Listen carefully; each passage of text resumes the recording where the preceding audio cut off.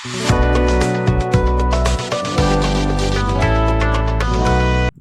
Hello guys, this is Manjeet and guys, आज के video में हम देखने वाले हैं तृतीया विभक्ति के बारे में। इससे पहले वीडियोस में हम लोग ने कारक क्या होता है, विभक्ति क्या होती है और विभक्ति के कौन कौन से भेद है, कौन से 7 विभक्तियां हैं, कौन से 6 कारक हैं, इन सब के बारे में देखा और प्रथमा और तृतीय विभक्ति के बारे में पढ़ा। ठीक है, आज के वीडियो में हम तृतीय विभक्ति और आगे की विभक्तियों के बारे में देखने वाले हैं। तो चलिए स्टार्ट करते हैं। सबसे पहले देखते हैं तृतीय विभक्ति में स्वतंत्रता।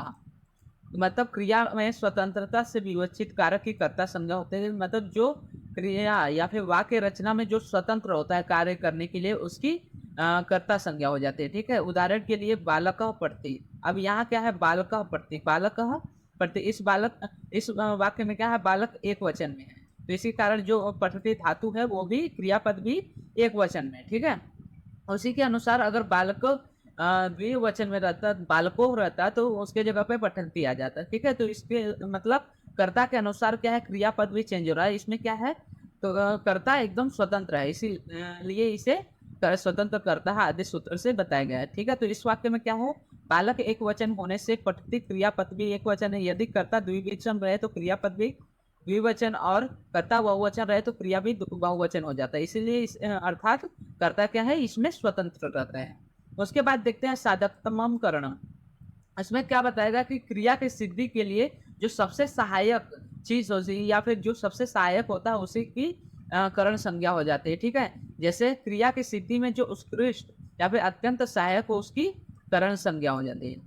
उदाहरण के लिए रमेश वाहनेन विद्यालयम गच्छति। तो अब क्या है, रमेश वाहन से विद्यालय जाता है। तो अब रमेश को विद्यालय जाने के लिए सबसे अत्यंत सहायता की जरूरत किसके द्वारा पड़ रही है, वाहन के द्वारा। ठीक है, तो यहाँ पे वाहन की कर्म संज्ञा हो जाएगी। उसी प्रकार दूसरा देखते तो सह कलमेन लिखते, तो वह कलम से लिखता है। तो अब लिखने के लिए, लिखने की क्रिया के लिए सबसे अत्यंत कर्ता को किस चीज की आवश्यकता है, किसकी सहायता की आवश्यकता है, तो कलम की। तो यहाँ पे कलम की तृतीय विभक्ति मतलब करण संज्ञा हो जाएगी। ठीक है, तो इन वाक्यों में वाहनेन और कलमेन, इन पद अत्यंत सहायक होने से इनकी करण संज्ञक है। ठीक है, अब वैसे ही रामेन बानेन तो बाली। तो इसमें क्या बताया कि राम बाण से बालिक की हत्या करते हैं। ठीक है, तो इसमें हत मतलब मारना, तो इस क्रिया के लिए मतलब इस मारने की क्रिया की सिद्धि के लिए जो बाण है वो अत्यंत सहायक है, इसलिए बाण की क्या हो जाएगी, करण संज्ञा हो जाएगी। ठीक है, उसके बाद देखते हैं कर्तुर करणयोस् तृतीया। मतलब जो अनुक्त कर्ता और करण में क्या होते हैं, तृतीया विभक्ति होती है। अनुक्त मतलब जो प्रधान न हो, गौण हो, उसमें क्या होते हैं, कर्ता और करण में तृतीया विभक्ति देखने को मिलती है। जैसे इससे पहले हम देख चुके हैं कि जो संस्कृत वाक्य है वो 3 प्रकार से बनते हैं, एक कर्तुर्वाच्य, कर्मवाच्य और भाववाच्य। तो कर्तृवाच्य में कर्ता प्रथमा होता है, कर्म द्वितीय होती है, और कर्ता के अनुसार क्या होता है, क्रियापद में बदलाव होता है या फिर प्रयोग में आता है। उसी के साथ कर्मवाच्य में देखते हैं कि कर्म प्रथमा होता है और कर्ता तृतीया होता है, और कर्म के अनुसार सकर्मक क्रियापद का प्रयोग होता है, और भाववाच्य में कर्ता तृतीया होता है और जो भाव का अर्थ होता है वो अकर्मक क्रियापद के प्रयोग में होता है। ठीक है, तो अब यहाँ पे क्या बताया, जो कर्मवाच्य और भाववाच्य में कर्ता जो तृतीया एवं कोई भी वाच्य रहे, करण में भी तृतीया विभक्ति होते हैं। तो यहाँ पे क्या है, कर्ता और करण दोनों में भी तृतीय विभक्ति देखने को मिलती है। जैसे रमेश वाहनेन विद्यालयम गच्छति, तो यहाँ पे वाहनेन की क्या हो जाएगी, तृतीया विभक्ति हो जाएगी। ठीक है, उसी के अनुसार आगे देखते हैं कर्मवाच्य का उदाहरण देखते हैं। तो रामेण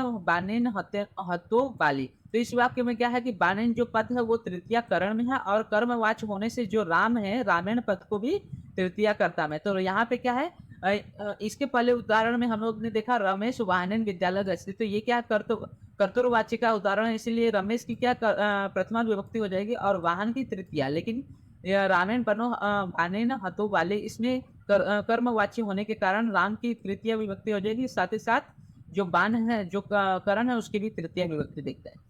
ठीक है, कर्म उक्त होने से क्या है, बाली जो पद है उसको प्रथमा विभक्ति हो जाती है। इस वाक्य में क्या है, कर्तुर्वाच्य के बदलने पे कर्म भी बदलता है। ठीक है, क्रियापद भी बदलता है। जैसे राम बानेन बलि अहन, इसमें क्या है, राम क्या है, बानेन बलि अहन, इसमें क्या दिखाया गया कि कर्ता में प्रथमा है।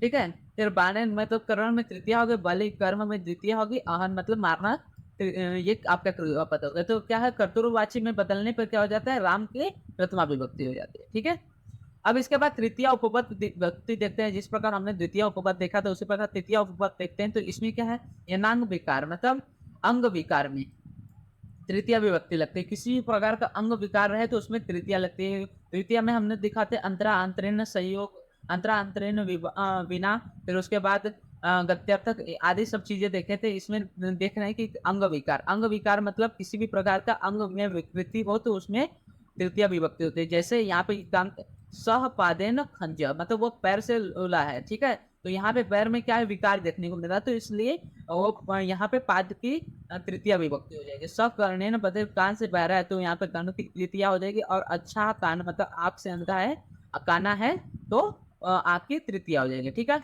अब जिस लक्षण से किसी व्यक्ति या वस्तु का बोध आता है उसे लक्षण बोधक शब्द में तृतीया विभक्ति होते हैं। अब जो लक्षण बोधक शब्द होते हैं उसमें भी तृतीया विभक्ति, जैसे स जटा भी ही मुनि प्रतीत, तो वो जटा के कारण क्या है, मुनि जैसा दिख रहा है। तो यहाँ पे क्या है, जटा जो है वो लक्षण बोधक हो गया, तो जटा की क्या हो जाएगी, तृतीय विभक्ति हो जाएगी। उसके बाद देखते हैं कारण बोधक शब्दों में तृतीय विभक्ति होती है। तो कारण बोधक में यथा, इस एग्जाम्पल में देखते हैं देव अध्ययन निवसित। अब देव क्या है, अध्ययन के लिए रह रहा है, ठीक है। तो अध्ययन क्या है, यहाँ पे कारण हो गया, तो इसलिए अध्ययन की क्या हो जाएगी, अध्ययन की हो जाएगी आपकी तृतीय विभक्ति मतलब करण कारक तृतीय उपपद विभक्ति हो जाएगी, ठीक है। उसके बाद पृथक विना नाना, जैसा हम लोग ने द्वितीय में देखा था कि विना जो है द्वितीय तृतीय तथा पंचमी तीनों विभक्तियों में देखने को, तो पृथक विना नाना इन शब्दों में के साथ द्वितीय तृतीय तथा पंचमी में से कोई भी एक विभक्ति हो सकती है, ठीक है। तो पृथक विना नाना ये बहुत इंपॉर्टेंट है। पृथक विना और नाना, पृथक विना और नाना में तृतीय द्वितीय और पंचमी इन तीनों में से कोई भी एक विभक्ति हो सकती है, ठीक है। उसके बाद देख रहे हैं प्रकृति स्वभाव आदि या क्रिया विशेष शब्दों में भी तृतीय विभक्ति देखने को मिलती है। जैसे सा प्रकृतिया कोमल, तो वो प्रकृति से कोमल, तो इसमें क्या है, प्रकृति के बारे में बताया गया है, तो इसीलिए इसकी तृतीय विभक्ति हो जाएगी। उसी बात सुरेश सुखे न जीते, सुरेश सुख से जी रहा, तो इसमें क्या है, उसका स्वभाव बताया जा रहा है, सुख का स्वभाव बताया जा रहा है, तो इसकी भी तृतीय विभक्ति हो जाएगी, तृतीय उपपद हो जाएगी। और स्वभावेन, स्वभावेन गवाम पय मधुरम भवती, तो यहाँ पे मधुरम क्या है, ये उसके क्रिया विशेषण हो गई, ठीक है। उसका विशेषता बता रहा है कि जो गाय का दूध है वो, या फिर उसका स्वभाव बता रहा है कि वो मधुर होता है, इसी कारण इसकी भी तृतीय उपपद हो जाएगी, ठीक है। इसके अतिरिक्त जो किम, कार्यम, अर्थ, प्रयोजनम और अलम इन सब के साथ भी तृतीय विभक्ति देखने वाले। वादनेन तेन किम, तो इसमें क्या है, वदनेन तेन किम में भी आपकी तृतीय उपपद हो जाएगी। सह साकस साधर्म समास के साथ भी तृतीय विभक्ति हो जाएगी। जैसे पालक पित्रा पित्रा सह वृद्धों गच्छति, मतलब बालक पिता के साथ घर जाता है, तो पित्रा सह यहाँ पे पिता के साथ, तो पिता की क्या हो जाएगी, तृतीय उपपद हो जाएगी, ठीक है। उसके बाद फल प्राप्ति में तृतीय विभक्ति देखते हैं, मतलब किसी भी चीज का फल पाने के पंचमी वर्षे अध्ययन समाप्त, मतलब 5 साल में क्या है, अध्ययन समाप्त हो रहा है। तो यहाँ पे क्या है, 5 वर्ष में क्या है, अध्ययन की समाप्ति हो रही है, तो इसमें फल प्राप्ति क्या हो रही है, अध्ययन, तो यहाँ पे अध्ययन की क्या हो जाएगी, तृतीय उपपद हो जाएगी, ठीक है। अब तुल्य अर्थ में भी तृतीय विभक्ति, मतलब जब तुल्य अर्थ दो चीजों में उपमा या फिर समानता दिखाई जाए तो वहां पे भी तृतीय विभक्ति हो जाएगी। जैसे सह सुरेशेन सदृश अस्ति, तो वो क्या सुरेश के जैसा दिखता है, तो अब यहाँ पे सुरेश के जैसा दिखता है, तो सुरेश के अनुसार उसकी उपमा दी गई है, सुरेश के अनुसार उसकी तुल्यता बताई गई है, इसलिए यहाँ पे सुरेश की क्या हो जाएगी, सुरेशेन की क्या हो जाएगी, तृतीय उपपद विभक्ति हो जाएगी, ठीक है। तो आगे हम देखते हैं चतुर्थी विभक्ति के बारे में। चतुर्थी में सबसे पहले देखते हैं कर्मणा यम अभिप्रेति संप्रदान, ठीक है। तो कर्ता क्या है, दान रूपे क्रिया के कर्म से जिसका संबंध करना चाहिए वो संप्रदान संयोग होता है।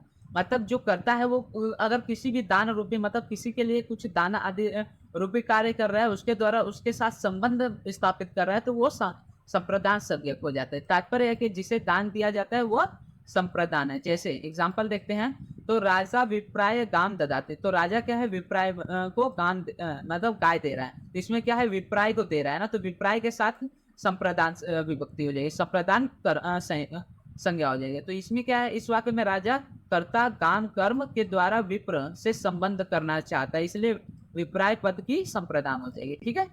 तो संप्रदान में बेसिकली है क्या कि जो करता है जिसके साथ किसी करण या फिर कर्म के द्वारा संबंध स्थापित कर रहा है, तो जिसके साथ संबंध स्थापित कर रहा है उसकी संप्रदान विभक्ति हो जाएगी, ठीक है। अब जैसे चतुर्थी संप्रदान है, तो संप्रदान में चतुर्थी विभक्ति होती है। जैसे राजा विप्राय गान ददाते, तो इस वाक्य में क्या है, विप्राय पद को कर्मणा या पद्धति से संप्रदान हो गया, तो इसलिए इसकी क्या हो जाएगी, चतुर्थी विभक्ति।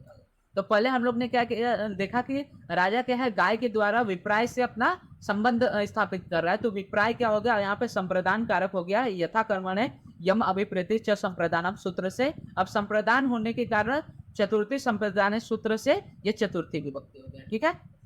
अब इसमें ध्यान रखने वाली क्या बात है कि जो संप्रदान का अर्थ है, दी गई वस्तु वापस नहीं ली जाती, ठीक है, ये बहुत इंपॉर्टेंट है, क्योंकि इसकी वजह से बहुत क्वेरीज आते हैं, बहुत डाउट्स होते हैं। तो यहाँ पे क्या बताया गया कि जो संप्रदान का अर्थ होता है कि जो दी गई वस्तु है वो आप वापस नहीं ले जाते, जैसे सहराजकाय वस्त्राणम ददाती, तो अब रजकाय जो धोबी है उसको वस्त्र देता, तो यहाँ पे क्या है, ये वाक्य अशुद्ध है, क्योंकि धोबी को वस्त्र देकर फिर बाद में उससे ले लिया जाता है, ठीक है, तो धोने के बाद उससे वापस ले लिया जाता है, तो यहाँ पे क्या है, वस्तु वापस ली जा रही है, तो इसलिए क्या है, ये संप्रदान कारक नहीं है, तो ये वाक्य अशुद्ध है। इस वाक्य में क्या है, दान देन न होने से चतुर्थी विभक्ति नहीं होगी, अर्थात लेन देन आदि के अर्थ में संप्रदान न होने से चतुर्थी विभक्ति नहीं देखी जाती, ठीक है।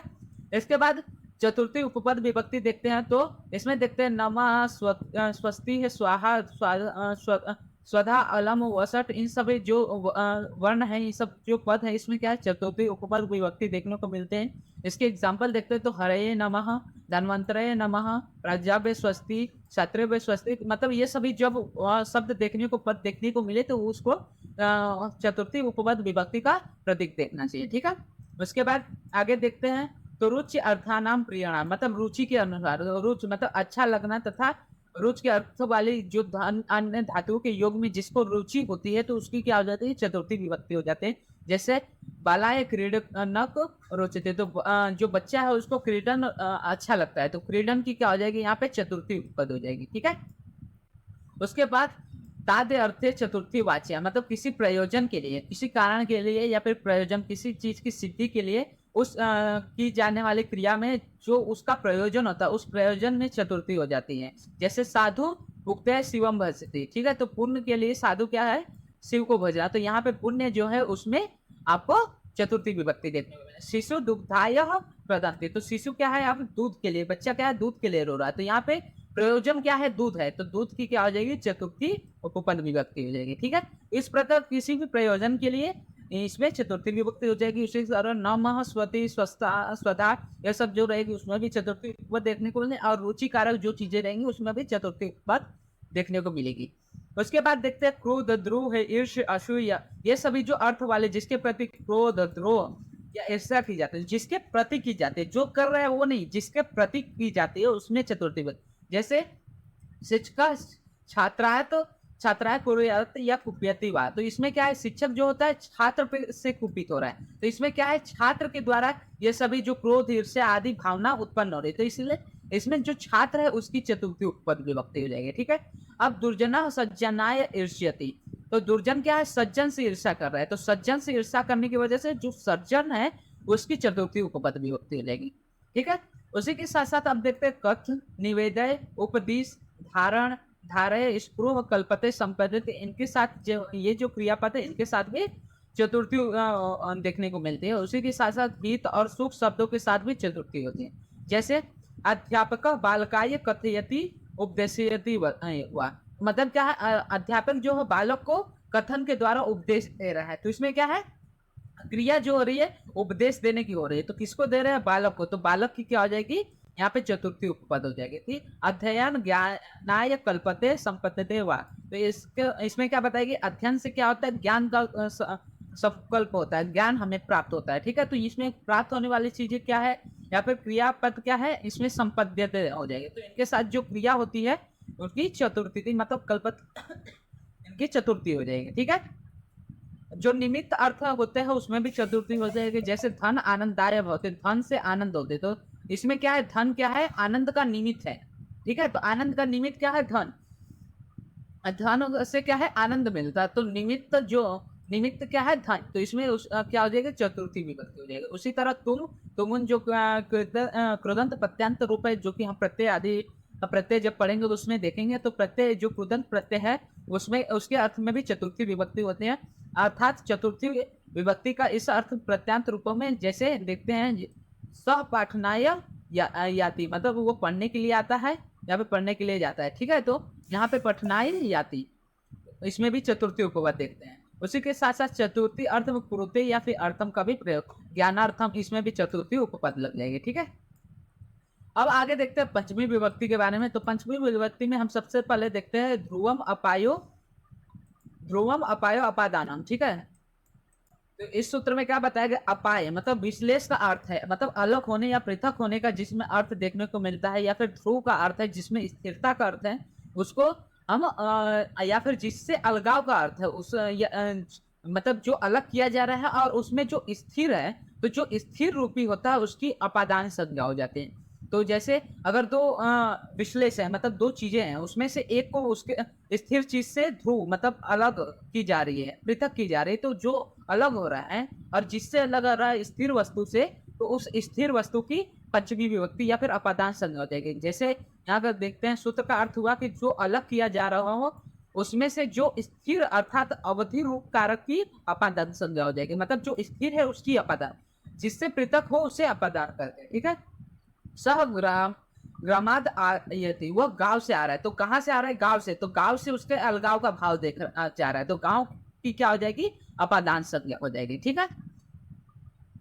यहाँ पे क्या बोला है कि ग्राम स्थिर या ध्रुव होने से इसकी अपादान संज्ञा है। अब अपादान है पंचमी, तो अपादान में क्या है, पंचमी विभक्ति होती है। जैसे ग्रामाद आयाति, तो इस वाक्य में क्या है, ग्राम स्थिर या फिर ध्रुव होने से इसमें अपादान संयुक्त होते हैं, पंचमी विभक्ति हो जाती है, ठीक है। वैसे ही सह धावतः अश्वात पतति, तो वो दौड़ते हुए अश्व से गिर जाता है, तो इसमें क्या है कि अश्व क्या है, दौड़ रहा है, तो इससे गिर रहा है, तो इसमें क्या है, अश्व की जो होती है उसकी अपादान संज्ञा हो जाएगी, ठीक है। अब पंचमी उपपद विभक्ति में कौन कौन से वर्ड आते हैं, इसमें क्या है, बेसिकली उपपद विभक्ति में आपको कुछ वर्ड्स याद करने हैं और उसके कुछ एग्जांपल्स याद करने हैं, ताकि आपको जब एग्जाम में आए, क्वेश्चन आए, तो आप या तो लिख सके, या फिर अगर लिखा हुआ आ रहा है तो उसको आप देख के समझ सके कि ये उपपद किस विभक्ति की है, ठीक है। सबसे पहले देखते हैं भित्रार्थना भय हेतु, मतलब भय और रक्षा के अर्थ वाले धातुओं के साथ भय के कारण पंचमी होती है, ठीक है। तो जो भय और रक्षा के कारण वाले जो अर्थ वाले धातु होते हैं उनकी पंचमी विभक्ति हो जाते हैं। जैसे दुर्जनात कश्यम भयम न जायते, तो दुर्जन के भय नहीं जाता है, तो जो दुर्जन है उसमें कश्य का भय नहीं जाता, ठीक है।